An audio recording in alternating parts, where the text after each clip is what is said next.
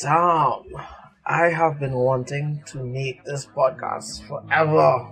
You gotta protect your time, guys. You gotta protect your time. Otherwise, they just come and take it away. Everybody wants your time. They're trying to steal it. Nobody wants you to have your own time. But, you gotta do those important things. You gotta get that podcast done. You gotta get your work done. It's a lot. And, I really want to make this podcast something different, something unique. But not just different for the sake of whimsy, where we're being unique just to say that we're unique. I wanted it to be unique with a real purpose. So, there's a lot of podcasts out there about self-development, and as podcasting gets a lot more popular, there's a lot more podcasts as well about gaming. I really wanted to mix the two because that's my sweet spot, right in between self-development and gaming. So I wanted the first podcast, and ideally many other episodes, to just be about how we can align self-development with gaming, how we can game productively, how we can use gaming in a way that enriches our lives and enriches other people's lives. And yeah, I didn't script this intro. I didn't want anything to hold me back from getting this information out there and getting this idea out into the universe. So, we're going to get started now. And when I say we're going to get started, I mean that in the grandest sense possible. Let's go, boys. Hero mode activated. Let's go change the world. Let's do it.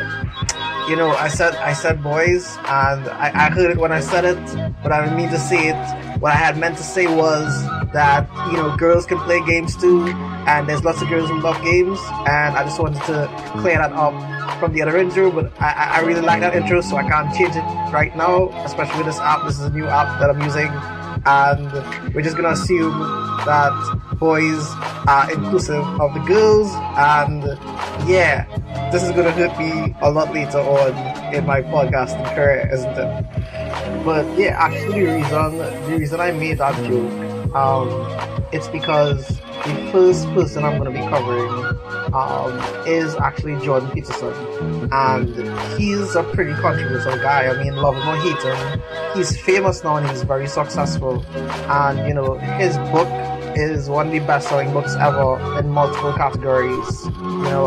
I bought the audiobook, I bought the actual book for my girlfriend, I pirated the book, I've gotten the book in all sorts of legal and illegal ways, because I think it's such an important book that, despite what you think about the author and his views, his views on the way the world is, he's probably one of the most important social commenters right now, because he really brings forward the truth. Even if it's not your truth, it's a truth that needs to be addressed, that a lot of people are thinking, and we need to have conversations about these kinds of things. But I was reading this book, and everything I kept reading, I kept thinking of games for some reason. I kept thinking, where I see some of the most chaos in this world is in games, is in gaming, and maybe that's just a consequence of where I currently am right now.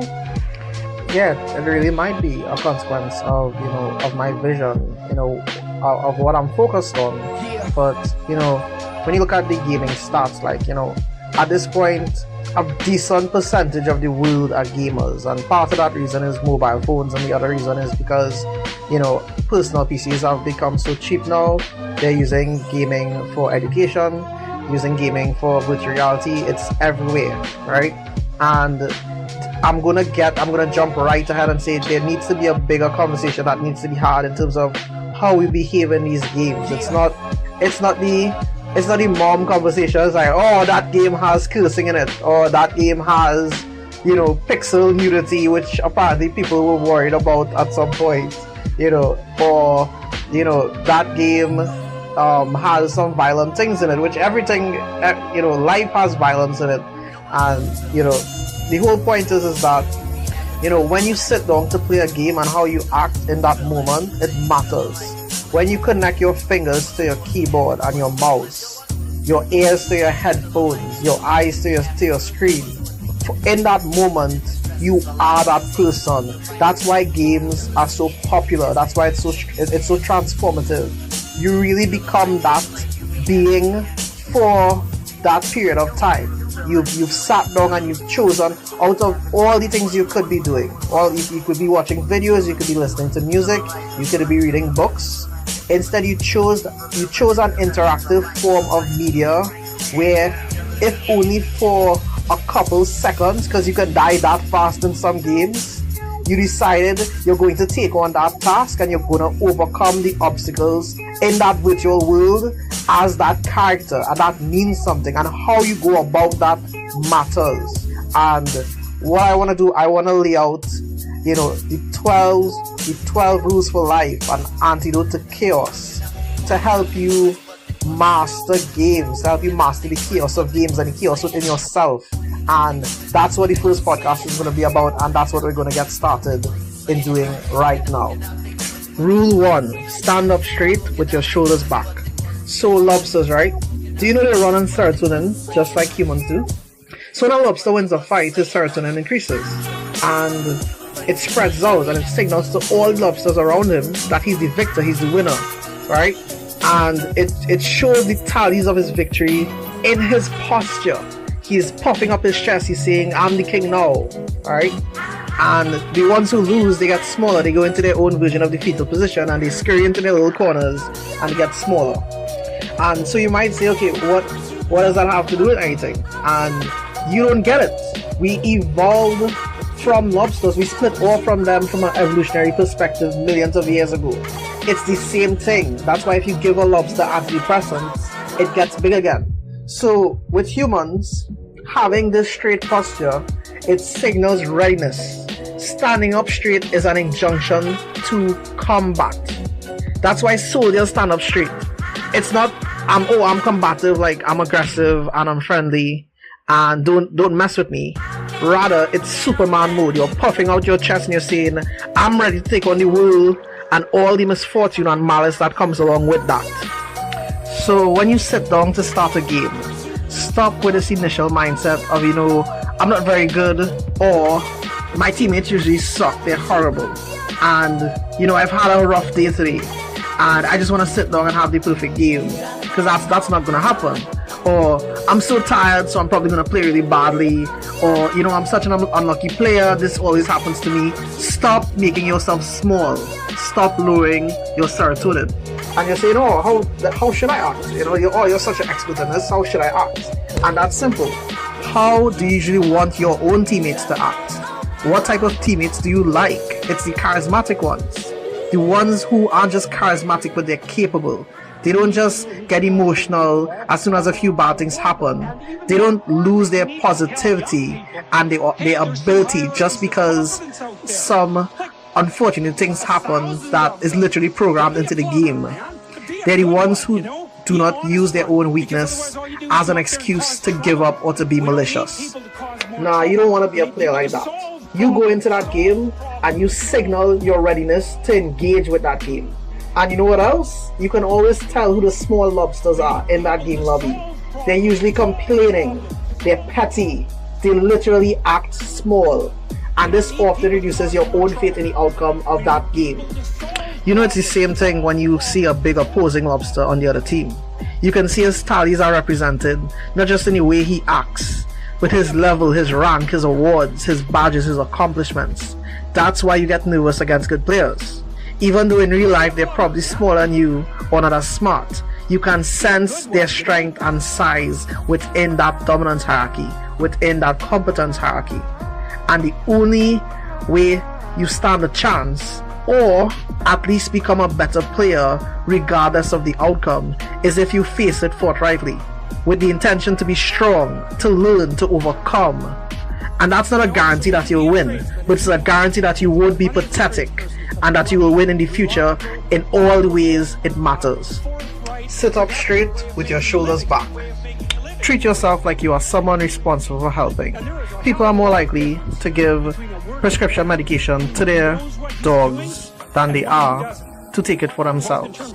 And that needs to change. You need to take care of yourself. You need to treat yourself as if you are a valued friend. You need to treat yourself as if you're a friend and you're teaching them this game and you're trying to get them to achieve two basic tasks. You want them to get better, and you also want them to be a fun, kind player, right?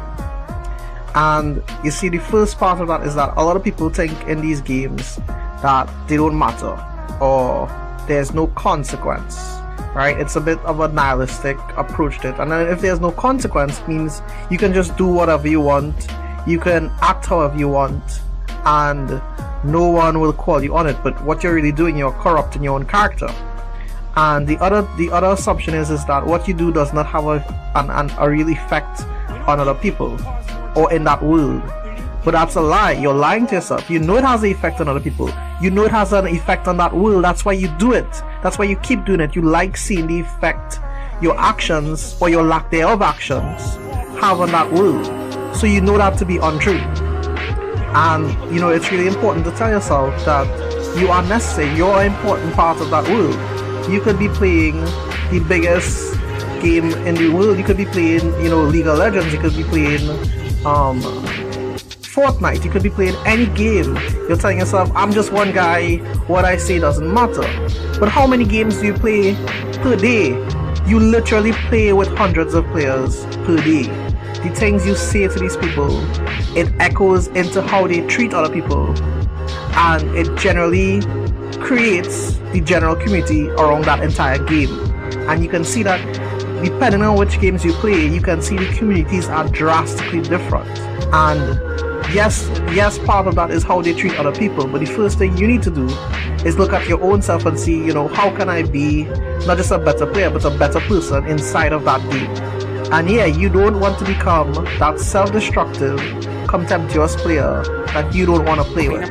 We tend to not be able to see ourselves in the moment when we act this way. We act like trolls, we get mean, we get pissy about things that aren't in anyone's control.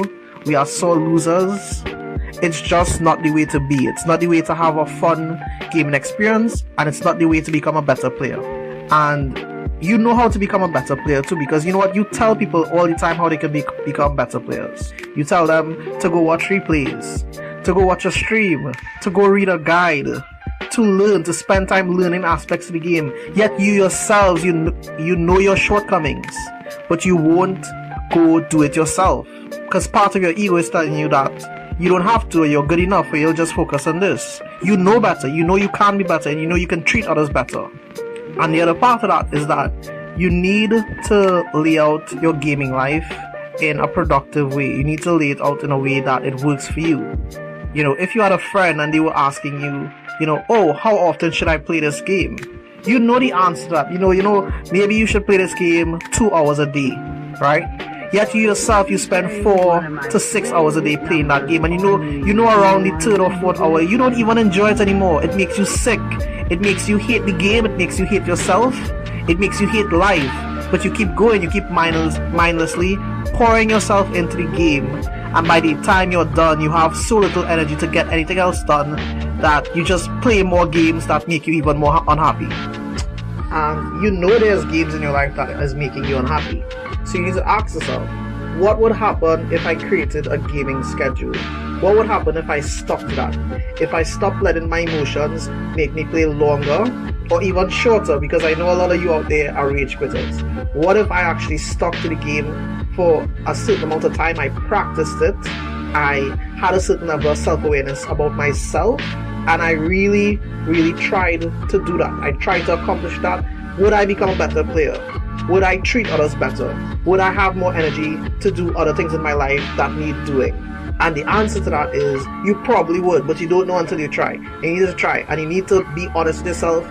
Treat yourself as if you were someone you were responsible for helping. That's a huge brain hack, and you were given it right here for free.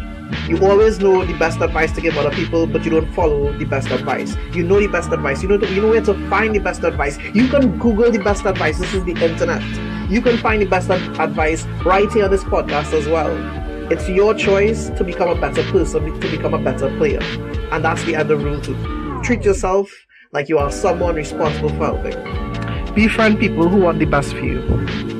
You'll always know a good friend in a game, because when something good happens to you, they are also happy for you. When you hit a new level, a new accomplishment, a new rank, you gain a new item, that person is happy that you achieved something new, that you rose on that hierarchy, that you climbed a ladder of success. They won't tell you that you only got it because of a bug, or you played a specific character, or because of a specific item. They'll be happy that you reached a new level in your gaming life. And alternatively, when something bad does happen to you, they'll listen to your problem. They won't be glad you're suffering. They won't say, I told you so, right? Or they might. Some even good friends can say, I told you so, and then proceed to give you good advice. But the best ones will skip that part. They'll help you problem solve. They'll help you fix whatever hole that you've dug yourself into. They will tell you when you are doing the wrong thing, when you're making a mistake that you'll regret at a later point in time. Now, some games are subjective, so you ought not to always listen to them, but you should acknowledge what they're saying. And you'll be around players that don't want the best for you. They aren't happy when you do well. They are happy when you are suffering. And you're not obligated to play with these players. You're not obligated to continue communication with these players. And you might think you do out of some notion of being mature or dealing with bad personalities. But if they make you more toxic, or they make you not the best teammate, you need to be away from these people. A lot of these players in games, they'll try to drown you. They'll take kills away from you. They'll take items away from you. They'll put you into situations that they know you will have a hard time getting out of. You do not want to be with this player. 2 drowned players is not an improvement over 1. 2 players at a low rank is not better than 1 player at a high rank. You need to take a hint from lifeguards. When lifeguards are trying to save a drowning victim, they save them using a certain technique. They do not allow themselves to be pulled down by that person, whether intentionally or unintentionally, because 1 drowned lifeguard means a lot of drowned people, because that lifeguard needs to live on, not just to live his own life, but to save other people who are drowning. So you have no moral obligation to drown with that person. You have no moral obligation to be a bad player with that person.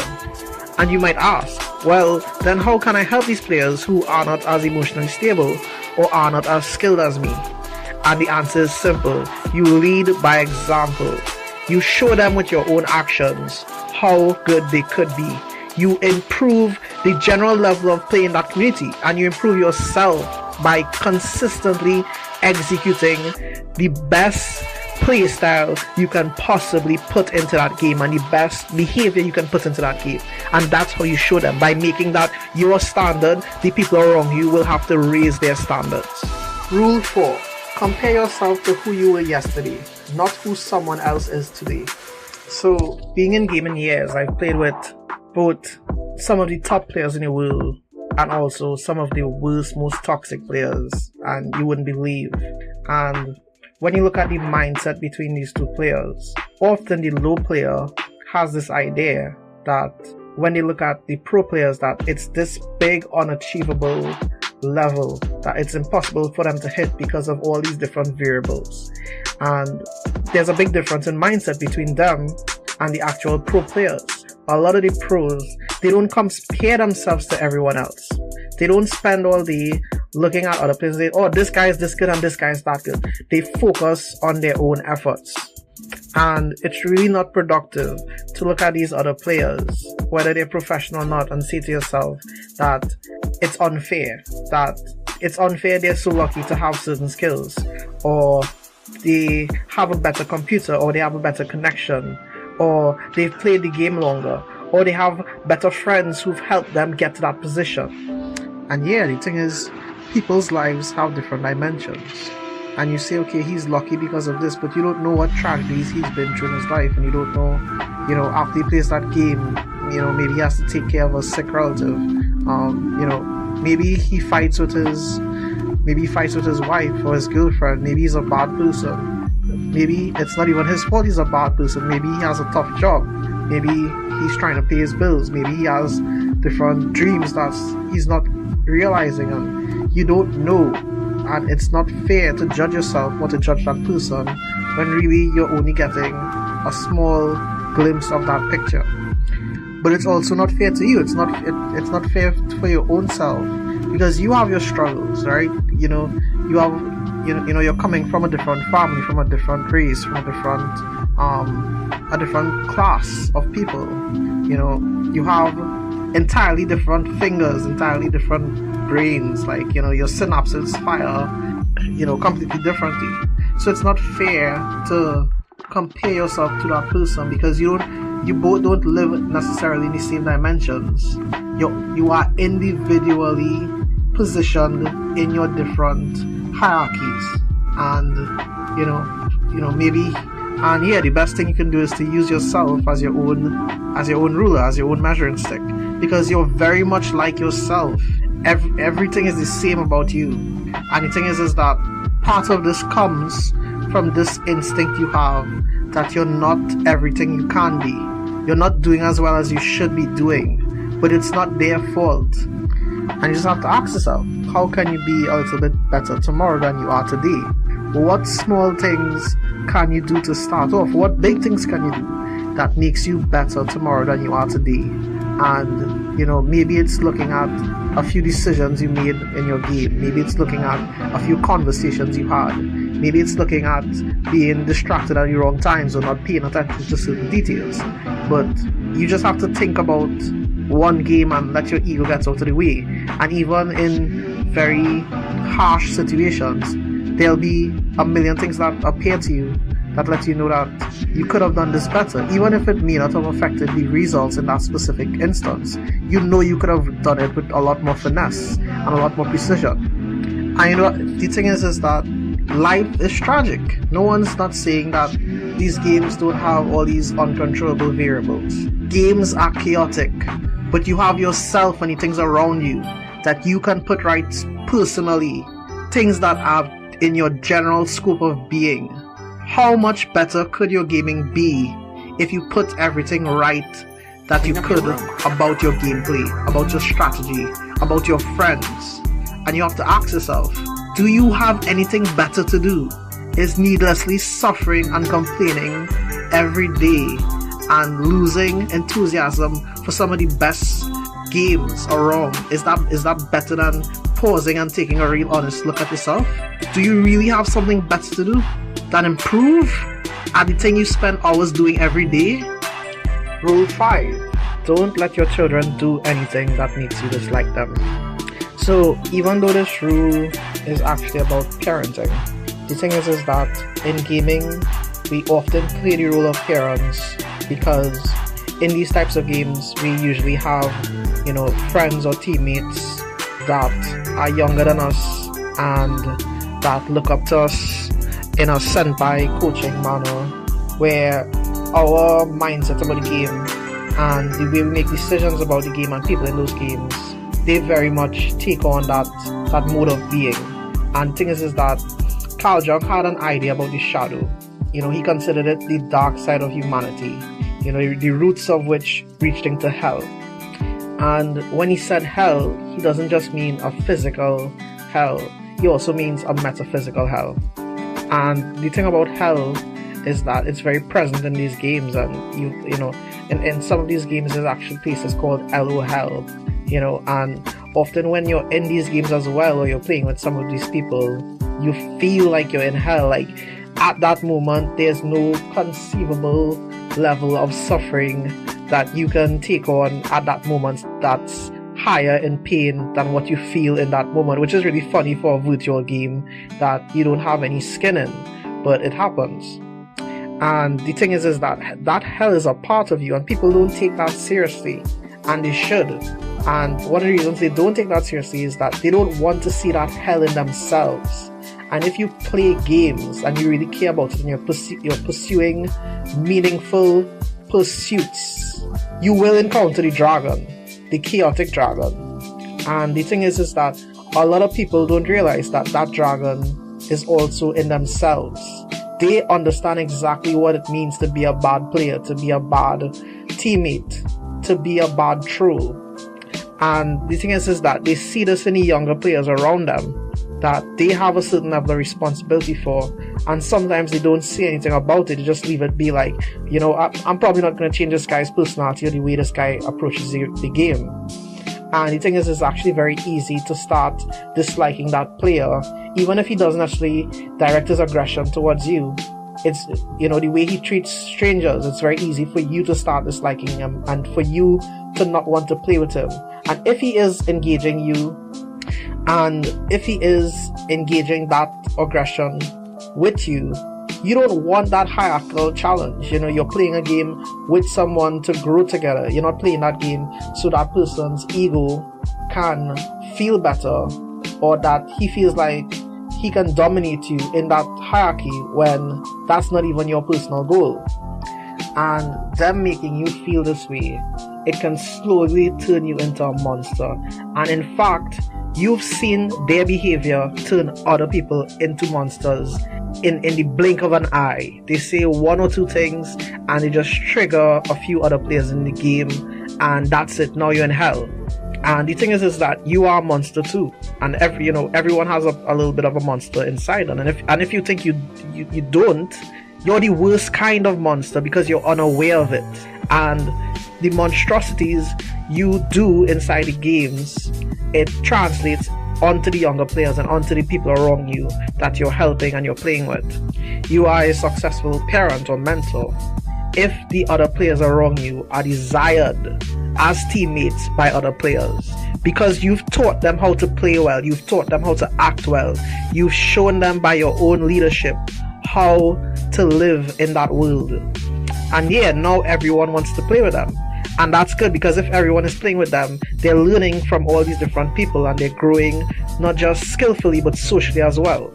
But if you ignore their bad behavior and you allow them to be, you know, a little monster in a sense, it will be super hard to break them out of that later. The more and more you let that go on, is the harder it is to turn them into a desirable player later on. And the thing is, you've already invested a lot of time and effort in this person, so you want them to grow into a desirable player. And I remember, you know, there's some guys that used to be on some of my old teams, like young guys, and they made it to professional play later on. And, you know, at the time when they played with me, they had giant egos, or they had, you know, different anger issues. And, you know, as a team or as a guild, you would have helped them break through those issues, and you would have said, you know what, this isn't good. You know, you can't just rage quit this dungeon, you can't just rage quit this game, you can't just troll your teammates, you can't go off on your own and do what you want to do. You know, have a certain level of responsibility, have a certain level of solidarity. And the lessons you would have instilled in them at that time, you don't realize how much that grows into making them into the player they can become. And the thing is, you really want to do this with your kids or, you know, the friends around you, because that translates into adulthood. It translates into the other aspects of life, and, you know, it helps you as well. It's like, you know, now people want to play not just games with you, but they want to play the game of business with you. They want to play the game of romantic relationships with you, right? All these skills it's not just in games, it's in life as well. It makes you into a better teacher, and it makes them into a better student, and that student later becomes a good teacher because they had a good teacher. And that's how it goes.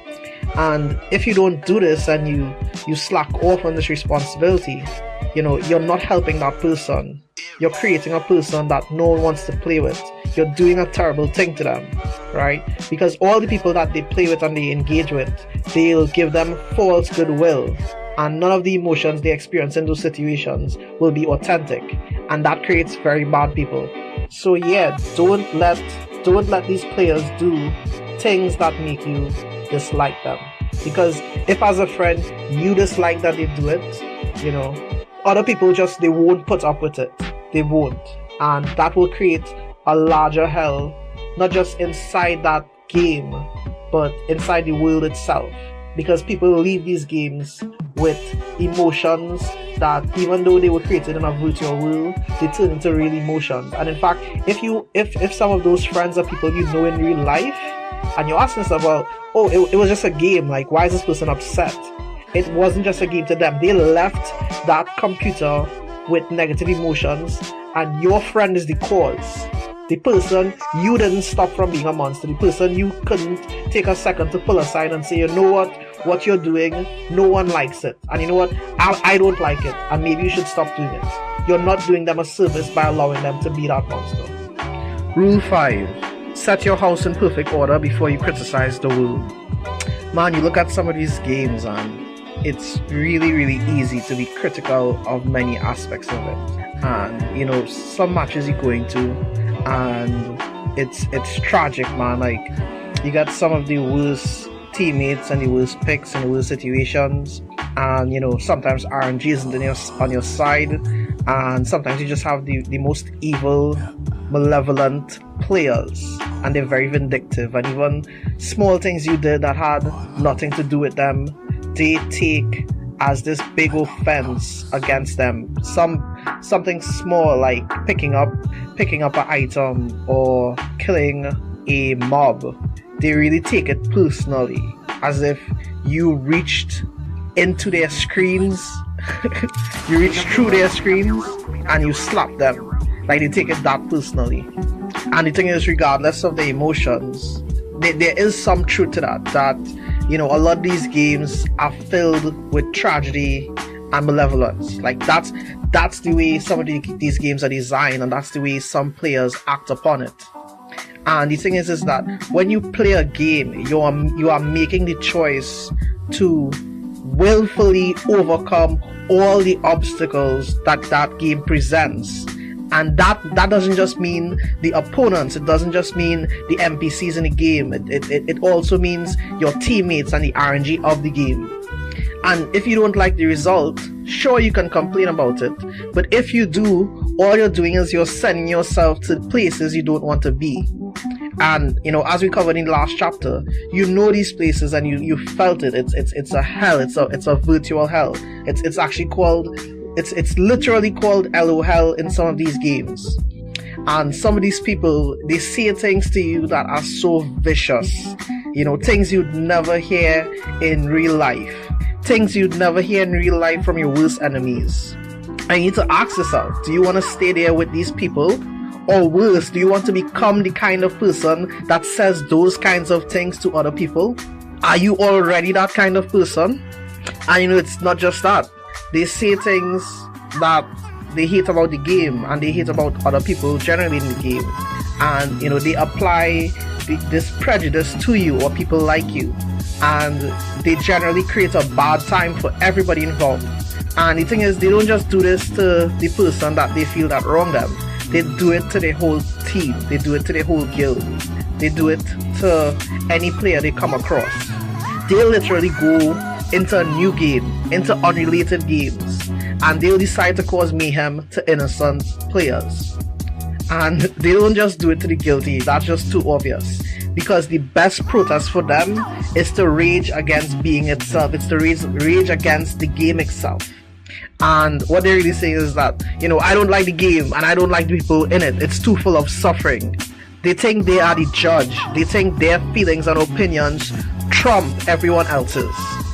And the thing is, if you don't do this, you definitely know someone who does.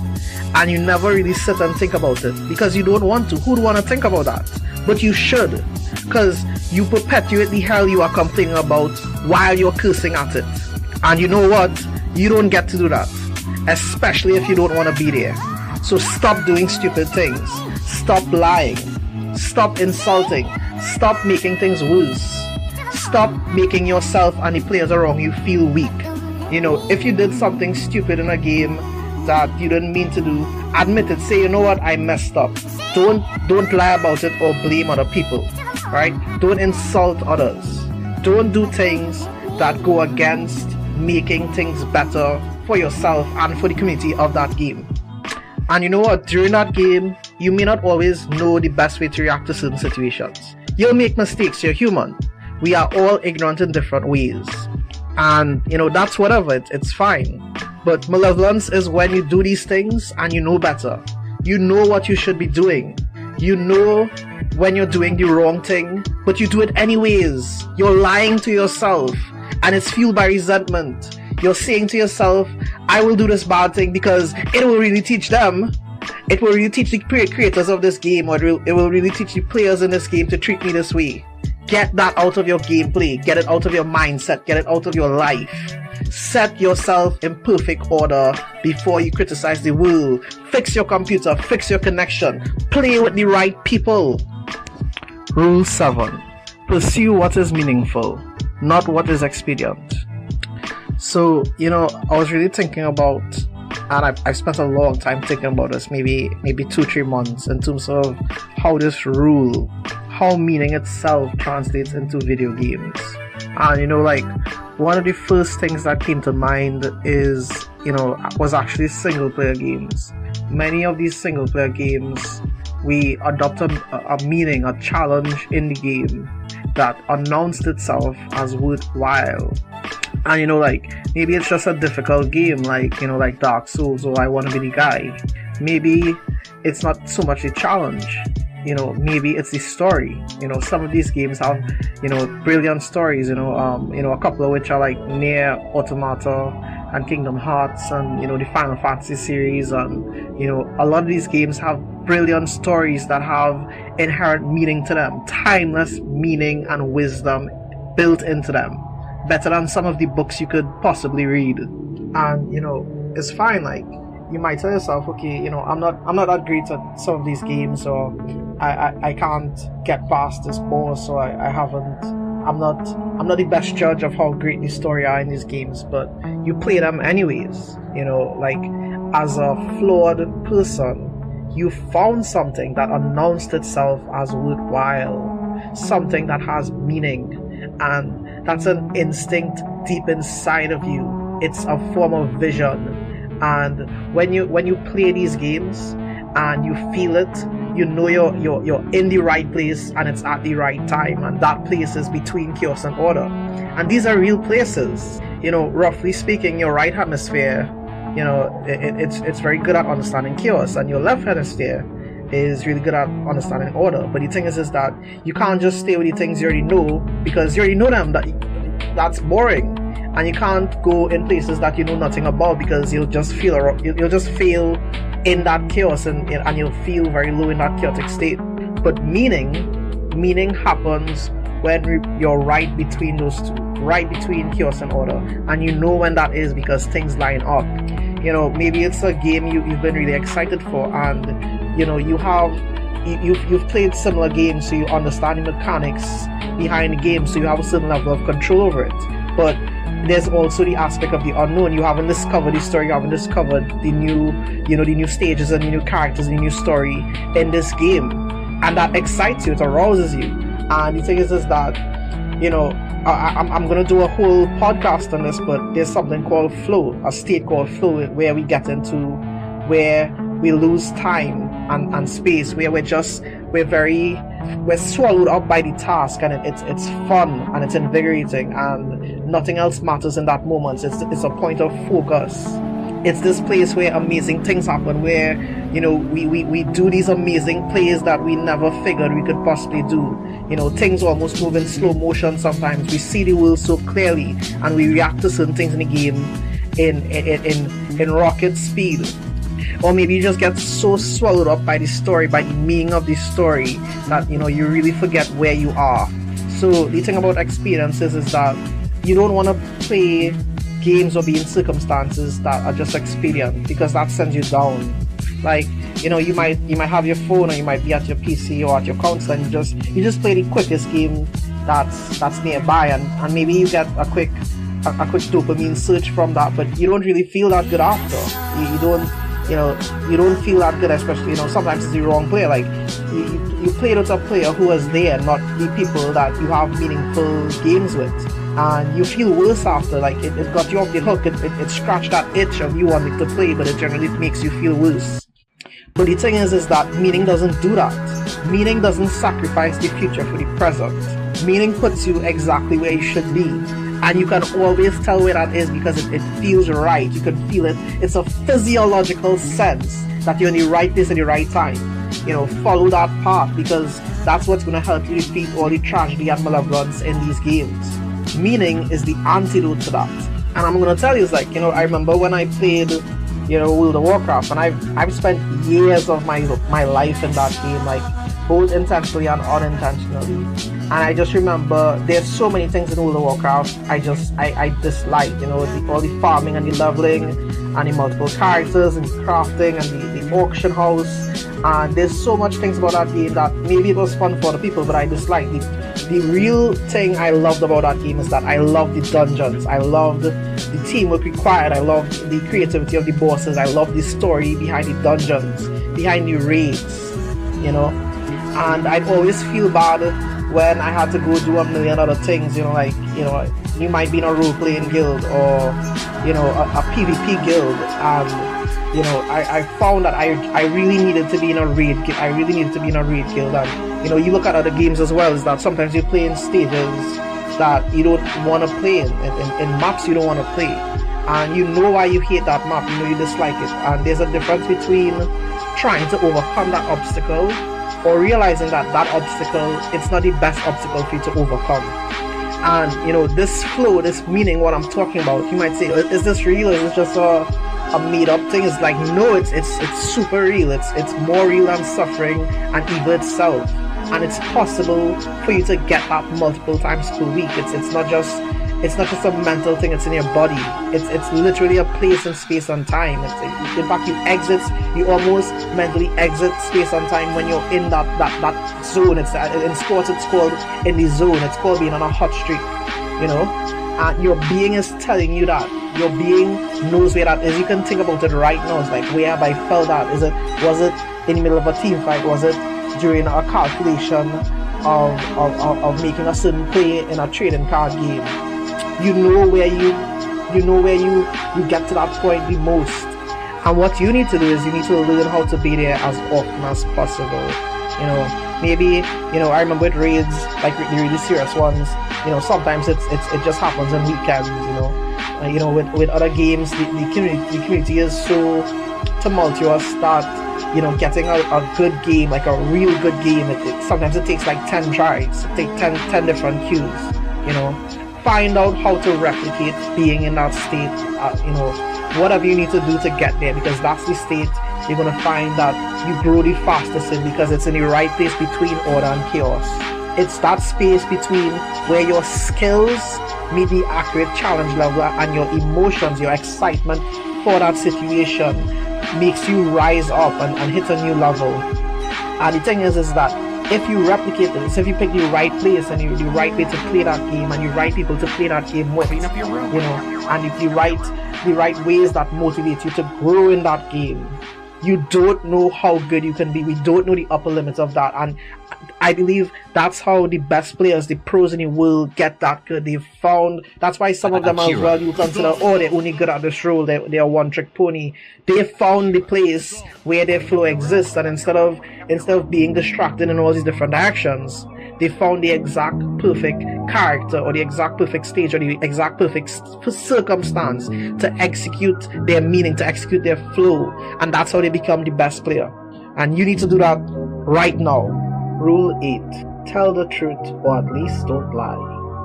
So, during this podcast, we would have spoken about how much your actions and words matter.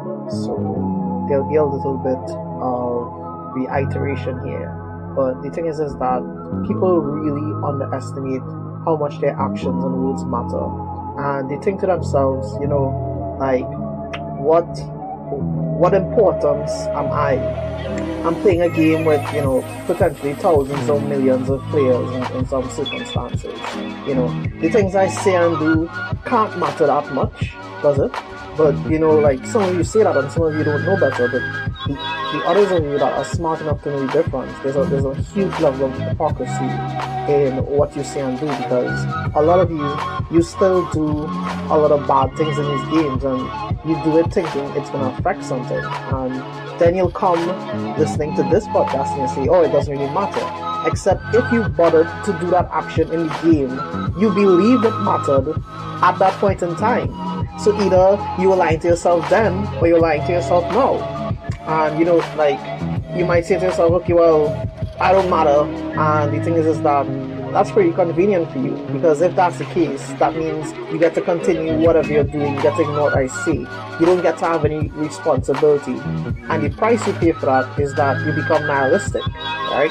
And that's fine for you, because a lot of people think nihilism or not caring is cool, but it's not, because all you're really doing is creating work circumstances. And the right way to actually look at it is that you're a node in the network, you're a player in the community.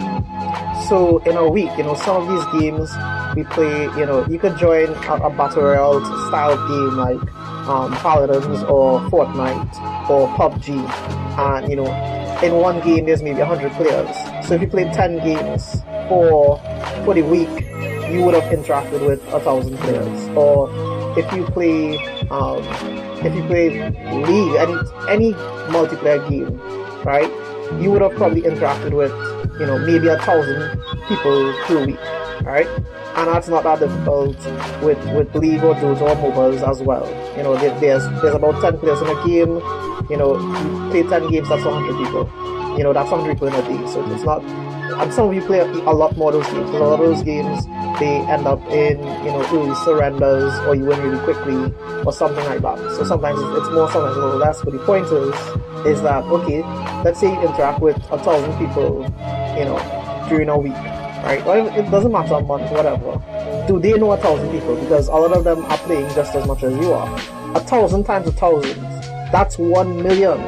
And the thing is, you're at the center of that node.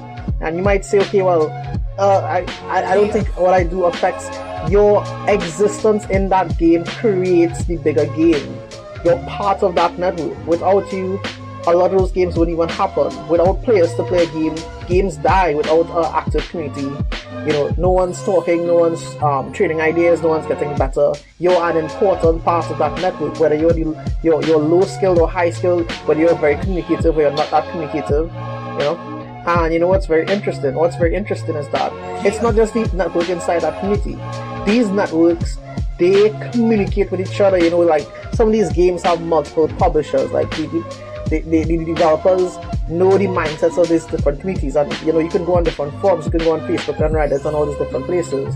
And the people who make up the community of these games also make up the community of many games. So their mindsets and prejudice and words, they make their way into multiple facets of these communities, and it spreads. So, and what you did to them in these games, it also spreads. So don't underestimate the power of your speech. Do not underestimate the power of truth. There is nothing more powerful. So make sure you tell the truth, or at least don't lie. That's a start. And the thing is that a lot of people they have a certain hypocritical way of talking on these forums, because they know a lot of the bad things they did in certain games, but they talk about as if they were a perfect player, and they're lying to themselves. And the thing is that one of the reasons they do that is that they want a certain public effect. They want people to respond to them a certain way. So in order to tell the truth, you have to let go of the outcome. You have to say what you think, as biased as you might be, as flawed as you might be honest about your flaws, as ignorant as you might be, that you're gonna say what you think truthfully and with good intentions, and you will deal with the consequences of that. And there's a level of faith in that. You have to have a level of faith in it. But the thing is that nothing helps these situations better, nothing improves games better and improves players faster than the truth. Really telling someone what's wrong with the game or what's wrong with the way they play, right? And it shows up to that person how seriously they want to take your advice, but make it truthful. And you might say, okay, I don't want to pay the price for that. I don't want to be seen a certain way, or I don't want to spend time trying to explain the truth to people the way I see it. But you'll always pay a price for it either way. It's just that in this case you get to choose the price, and I'll get into a little deeper right now actually. So okay, you might ask yourself, for example, what's the price of not saying what you think on certain forums? Well, the thing is that a lot of developers actually read the forums, and a lot of community managers read the forums. And if you say something, and we've seen this a million times, is that if what you said picks up traction, they literally make changes to the game based on that, at least if they're good developers. And if you never said what you said, and if people didn't get behind what you said, some of these changes would not have been made, I remember we used to play a game called Here's a New Route, and I made like maybe 4 or 5 threads, and you know that's another move or clone like Dota and or whatever. And you know maybe 2 of my threads got ignored, but the other 2, like you know the way you cast in the game and the way you program dropping certain spells, like you know developers listen to it, you know, like they actually change engineers gun in response to that, and it made the game so much better. And some of the characters they change end up becoming some of my favorite characters, and the community's favorite characters, and the game improved exponentially. And in some of these situations you may not feel safe to speak, you might feel like people attack, but the thing is that if you're truthful and you're honest, there's really nothing for someone to attack. They can challenge your views and maybe you have to change it, but if it's the truth, then it's not really flawed in its structure. It might be flawed in its design, but not its structure, because you know nothing is more powerful than truth. And it's okay to not feel safe, because it's never that safe to speak. You know, it's some places are more treacherous than others, but the thing is, you want to be able to pay the price for who you are, for expressing yourself. You don't want to be a silent stooge or an unheard of player, because after a while you just have no self-respect, and you lose all power you have in that situation, and you start to resent others, and you start to resent developers, and you start to resent games of that type. So you're paying a price. Either way, you're paying a price. So pay the right price and tell the truth. And like in some of these situations, when you're talking to other players or you're talking to other people in the community, is that again you lie, and a lot of you think that you'll get away with that. But no, you don't. You don't get away with that. All this community around you, all this game, all this reality, you're gonna lie. You're gonna say things that's not true. You're gonna say things that's not in harmony with the situation, and you think it's gonna work, and you think it's not gonna have any consequences. That's your theory. If those consequences don't hit you now, it will definitely hit you in a roundabout way later on. Whether it's in the same game, similar game, players in that game, or even the way you approach certain games, it will come back and hit you. And you need to tell the truth and face what comes as a result of it. Or at least don't lie. Maybe you're not strong enough to tell the truth yet. Maybe sometimes you wanna stay silent. Fine, but at least don't lie. And yeah, that's a start. Rule 9. Assume that the person you're listening to might know something you don't. So when I think about this rule, and maybe a couple others, it's kind of about communication. So what you want to do is that when you enter into a conversation with someone in the game, or preferably a friend, a teammate, a clan member, you kind of want to assume that they know something you don't. And that's not always very clear, because even something as objective and data-based as these games, there's a lot of subjective perception involved.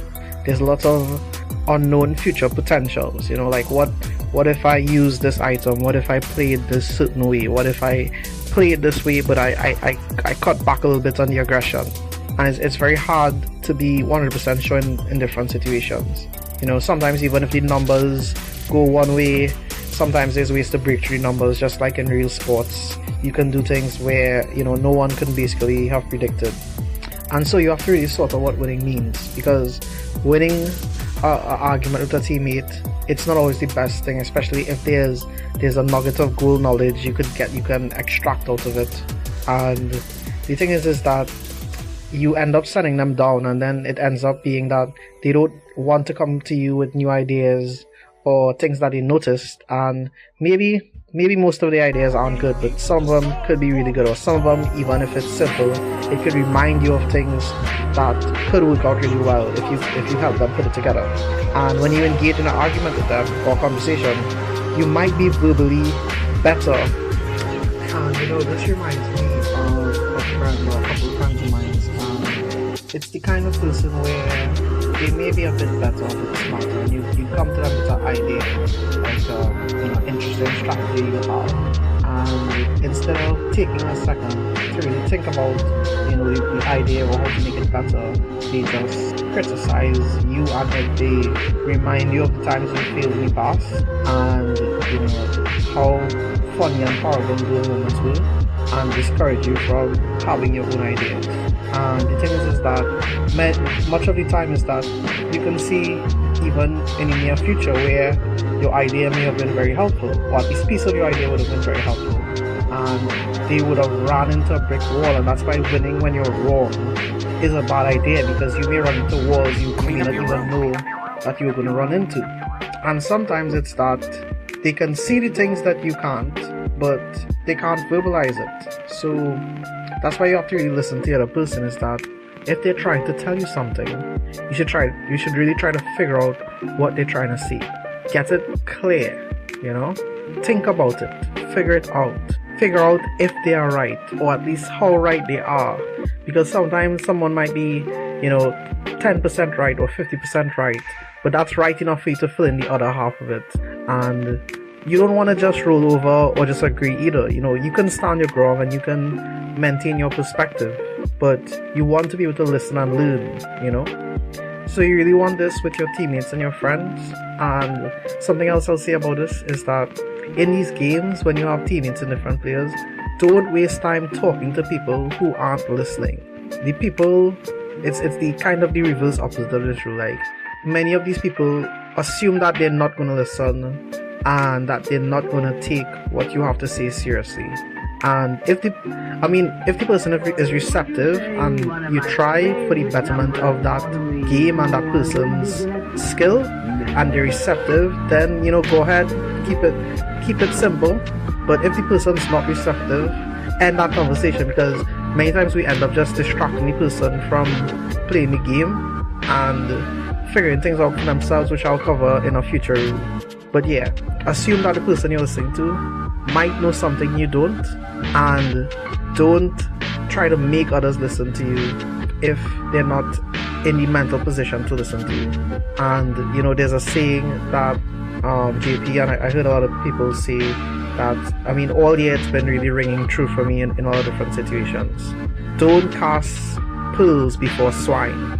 And what that basically means is that, don't give treasures, don't give great ideas, don't give these things to someone who can't appreciate it. It's the same thing when, you have a really cool show or a really nice new anime that you're trying to get your friends interested in, and it's awesome and it's great, and maybe they just don't like the genre, or maybe they don't like the animation, or something small, and there's literally millions of people that love that movie or anime or genre, whatever it is, and that person does it, and you keep trying to get them to do it or to listen, and they won't. So, and that person should assume that something that they don't, that something that's great about that they're not seeing, that they're not experiencing, So that's all I really have to say about that. Rule 10. Be precise in your speech. And a lot of these rules, again, they are sometimes reiteration or saying the same thing in many different ways. The thing is that, there's the idea of the logos, which is very sacred in Western culture. And it's basically about speech and how important speech is. So what you say literally affects the structure of being. It affects reality, and we've already spoken about this in a couple of rules, but we haven't really spoken about how important it is for you to bring things into the light. You have to name them so you can talk about them. You have to, sometimes you notice something and you ask yourself, is this real? Well, it's a pattern you're seeing, and humans are pattern seeking creatures, and a pattern is revealing itself to you, it's showing itself to you, and you're seeing the effects of that pattern not just in the game but on yourself physically and mentally. It's giving you discomfort. And the thing is that there's lots of things that are almost made up names or made up terms in the gaming world that we didn't really understand or think were real things that we had to deal with before, but now they're common knowledge, they're common words. Some of those things are noobs, some of those things are meta or smurfs or twinks, and all these different words that seemingly didn't exist in the English language before, at least they weren't used in this context. And all of a sudden we have names for these interesting patterns and experiences that occur, and now that it's named, now you can deal with them. And yeah, it becomes this thing that's actually explainable. It's not impossible to explain anymore. Now people can understand exactly what you mean. They can understand the problem. And if you can't, what you're really telling yourself is that the problem is so big that you cannot bring your attention to bear on it. And yeah, the nameable is far less scary than the unnameable. That's why in Harry Potter, Voldemort is so terrifying. It's he who must not be named. And your imagination, it runs wild with that. Your imagination is an old thing. It's seen lots of horrible things. And that's why the dark is so scary. Till you put the light on, your mind fills the darkness, the chaos, the unnameable, with all these monsters, big and small. And you know what's funny about Voldemort? He was this angry little kid who grew up into a bald, pale guy with no nose. And it's like, this is who you're all afraid of? And sure, he was vicious, so fair enough. But once they brought their attention to bear on him, they could figure out how to beat him with the Horcruxes, etc. I might be pronouncing that wrong, but you Harry Potter fans know exactly what I'm talking about. And it's the same thing when you have a problem with a teammate. See what you can say about the situation carefully and precisely. Just like speaking the truth, you have to let go of the outcome. And see, there's a reason that freedom of speech is such a respected and even worshipped right in our culture. And it's basically sacred because it brings things out of the murky water. It lets us speak about racism and sexism and tyranny, everything. We can isolate the issue, we can be precise in our speech so others can bring their attention to bear on the issue. And sometimes it's unsightly, but we have to do it so we can figure it out. Rule 11. Don't bother kids when they're skateboarding. So, I was wondering how this rule exactly translates into the gaming world, and I think I got it. It's that you have to let people play.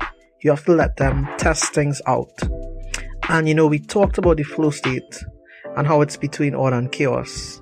It's right between enthusiasm and control, or arousal and control. It's that middle point where your emotions and skill come together in a moment of, pure magic. So when someone makes a huge play, right, like you feel good, you feel great, you feel like you witness something special. You witness something that you did not think could happen. And it's because that person practiced being creative, courageous. They practice finding the line between their skill and reality, treading it to attain a new level of play. So when these players in your games are trying something new, don't condemn them. Don't bring them down. Don't make them feel bad, because you'll also find that even some of the best gamers, they'll tell you the truth that, certain things wasn't even their idea. They saw someone attempt something badly and they realized how they could change that, how they could improve upon it. And some of you think you want a game where everyone does the standard method, the standard strategies. They use the standard picks and weapons and items. And are you sure that's really what you want? You want every game to basically be the same? You want to walk away from the game less entertained than you were before? I mean, sure, sometimes people go too far into the unknown and they create a mess. But other times, you get that moment of, oh wow, that works? I did not know you can do that. I really didn't know you.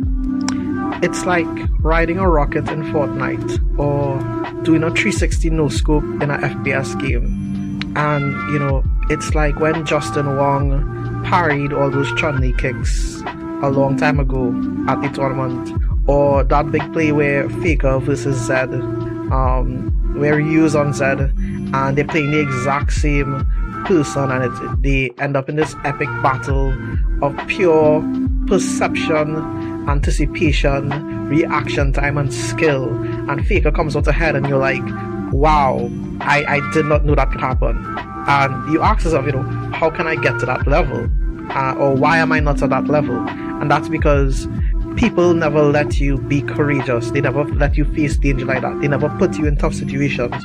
And I have a friend, we tend to play the same way, and it's funny because we ended up both at the top of our respective gaming fields. And it's that in some games we like to put ourselves into very tough situations just to see how we can wiggle ourselves out of it. It's like it's like when you tower dive in MOBAs, for instance. Years ago, the absolute rule was do not tower dive. Tower diving is for dumb, stupid people, and it will always get you killed. Now professional play in all of these MOBAs is based around tower diving efficiently and knowing when to do it, and it's one of the best things you can do early game. So you have to let people play. Do not bother children when they're skateboarding. Don't bother children when they're figuring things out, when they're testing things out. Rule 12. Pet a cat when you encounter one. So when people hear this rule, they think it's about petting cats. They're like, I have to pet a cat. Like, maybe I don't even like cats, and that's not really the point. The point about it is that no matter what's going on, you're supposed to be able to pause and appreciate what's going on and to have a certain level of awareness. So you have to understand that you will be faced with suffering and tragedy, no matter who you are. Some of it will be deserved, and some of it will not. When you're overwhelmed by crisis, and it's so bad that you can't think about later in the game, or you can't think about the next game, or you can't think about tomorrow's games or next week's, often you want to give up. You feel like you're done. You feel like the game is done. But there's always something you can do right now that makes tomorrow better, or the next game better. You can practice something small. You can figure out something else in the game. You can start figuring out what already went wrong and how you could fix it next time. And you may say that, in that moment you feel so triggered, you feel so tilted, you feel so frustrated by the situation. And the answer to that is, on how you deal with that, is that you shorten the time frame. You bring your attention to bear on how to survive the next moment. Maybe that's too all. How about the next minute? How about the next 10 seconds? You just have to focus on the present. Sometimes it's over. Most of the time it's not. People are tough. You are tough. If you face it, if you truly stand up to it, you can do it without becoming corrupt. You can take these steps to fix it. You have to be really alert during these moments of suffering, and you have to be aware in the beauty in life.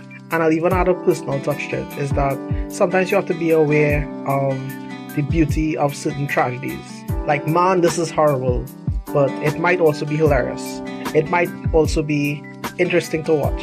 I don't think I can win, but hey, maybe the art in this game is pretty good. You have to look for the sparkling crystals in darkness when things are going the worst that you could possibly think of. You have to narrow your time frame. You have to be grateful for what you have, and sometimes it will still be tragic, but maybe you can make it not absolute hell. You want to avoid taking bad things and making them unbearable. We need to not make terrible things worse. If we did that, then maybe you could deal with the terrible things as they came along, and maybe you'll be a happier person for it. Maybe the world will be a better place. And you can ask yourself in these moments, do you have something better to do? Are you just going to sit there and complain and feel horrible and feel crushed by the suffering? You have to deal with it. Pick up that suffering. And if you can pick up your own suffering, the people around you find the strength to pick up theirs. And that's the 12 rules for life. So yeah, thanks for listening all the way to the end. And I really want to do more podcasts like this. This one took forever though, because I've really been thinking about this for like months now. And I've been thinking about it while listening to JBPwave, and that's done by AkiratheDon. And it's a really cool remix. It's a lot of inspirational talk over some really epic music, and it's been hella fun to listen to and to conceptualize all these different things. And I also have to thank the original man himself, Peterson, and definitely go out and buy his book 12 Rules for Life, or get it on Amazon, get it on Audible. I have the book, I have the audiobook. It's great. Just get it. It might change your life, or I'd say it will definitely change an aspect of your life for the better. Like, you have my seal of approval right there. And I mean, it's a best-selling book. I think it was like at the top of Amazon in multiple categories. Best-selling all over the world, like Canada, Europe, all over the place. So yeah, that's basically it. And look out for the next one, because the other ones, they won't just be about how to act in games, but it will also be about how to get increasingly better at a fast pace. And that's something I learned very early in gaming. I learned how the best people actually get good quickly, and we'll be covering that in our future podcast. So thanks for listening. Hero mode engaged. Let's go save the world.